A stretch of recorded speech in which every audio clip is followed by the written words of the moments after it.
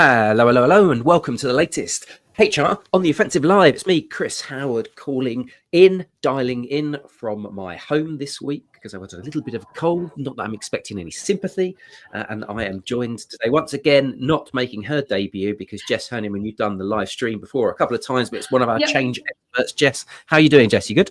I'm very good. I am glad to be here. My first live of 2025, though. So, there we go. First live of 2025. I like that. I like the way that how you've weaved that one in. And today we're going to talk probably for 5-10 minutes around a topic which I think is quite interesting. And the reason why I think it's quite interesting, I'll call up the banner on screen, leading through change, is because it sounds like to me when I first hear that a very sort of meta concept. But I think what we want to do today, which I'm going to leverage you for, is to kind of demystify it a little bit and put it into nice plain terms as to, from a LACE perspective, from a change management perspective, what do we actually mean by leading through change? What does it involve? What does it entail? So can I just get you to give us perhaps, let's start off with kind of a top line view as to when we say leading through change, what does that mean in the context of HR programs, in context of business-wide programs? So I guess leading through change is all about equipping and enabling your leaders, but not just your leaders, but influential people within your organisation to actually manage a group, all of your employees really, through change. So from an HR point of view, say you're about to embark on a big transformation. So for example, implementing a new HCM system. It's a massive change. You know, if you're an employee, it affects everybody. So it's about ensuring that you have your leaders and your influential people equipped to actually manage them throughout the change. There are so many different nuances to change, and we understand that it often affects people in different ways throughout the change journey. So I like to think we're all employees in an organisation. We always listen, and messages are landed more when it's leaders that actually cascade these messages to you. We see it throughout LACE as well, don't we, Chris? So having those people on board from an early point of a project or a transformation to actually lead through change is really key. So that's the kind of thing we're talking about now, is how do we actually equip and enable our leaders and influential people throughout your organisation to lead this particular change. Okay, and let's put this into a context from a LACE perspective. So somebody comes to us and they say, look, we're going through a process, we're going through a change, or we're implementing a new piece of tech. Are there any kind of little snippets of advice or guidance if somebody was to say, like, I listened to Chris and Jess talking about the leading through change, like what's the practical things that we can start to do? Is there anything you can give to our watchers? Of course. So our approach kind of encompasses a few things. I think the first thing is we like to run a workshop or a series of workshops to actually get everybody in the room to enable them to lead through change. And some of the basis of the workshop is about storytelling, so aligning on a common narrative that actually is related to your strategic objectives. That's so important. And then equipping the right people to actually cascade that throughout the organisation. If you think about it, that really increases the engagement. If you've got an inspiring narrative coming from the right people that's consistent and aligned to different audience groups, you're going to engage people very early on in your programme. One thing I always like to think, if you're engaging people throughout your program, you're more likely to get adoption rates when the new ways of working go live.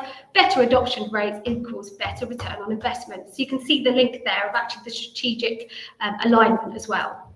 One of the other things we like to do is leverage psychometric testing. So we use Hogan. So thinking about all the leaders within the organization, what are your skills? What are your strengths? You know, how can you actually work together as a team? So leveraging this assessment to be like, okay, so I know Chris, he's so good at communicating, but I'm actually better at firefighting. Therefore, we want Chris to cascade the messages, and I'll do more of a resistance management because that's my key strength. So it's all about working together as a team, as a leadership team, and different influential people in the organisation to play to your strengths to manage people throughout change as well.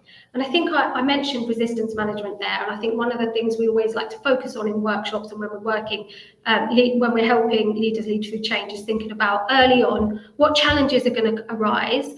Resistance management is such a key thing within managing change, because as we all know, change is not easy and there are always things that arise. We can't always predict them, but kind of highlighting what they should be at a really early stage of the program will help you build in some resistance management. You can coach people on your resistance management, all sorts of exercises to make sure you can foresee the challenges. You can't always foresee them, but the common challenges, obviously, we work on loads of programs, so we can bring this intel as well. These are some of the things you might see and coach people. And I think I've spoken about coaching. We also offer like ongoing coaching for our leaders throughout big transformations to ensure they have a soundboard. Does this sound right? So some more guidance there. I think one of the ways we're really different as well is we don't just come with a generic approach, right? And we always speak about this in everything that LACE does, but really aligning to your organisation. The culture within the organisation is key when you're about to embark on leading through change. So understanding who the influential people are, what some of the barriers are, and all those things, and what you're trying to achieve from your change, that will all set you up for success. And I think that's something that LACE do really differently within this space. Got a final sort of question I want to touch on with you just before we wrap up, because this was just a quick one, a quick check-in today. So you talk to lots of businesses, and we work with lots of businesses. Their kind of maturity, I guess, in terms of their ability to lead through change must be quite different. Can you spot any common sort of traits with people that you speak to when you go into workshops as to, oh, these guys are going to be really, really good. They're going to really be good at embracing change. Is there anything you kind of spot when you speak to these organizations, or are some of them like a lot better at, we know that these guys are going to be better at storytelling, for example, or versus the firefighting? Is there any kind of commonalities that you see across when you've been speaking to clients?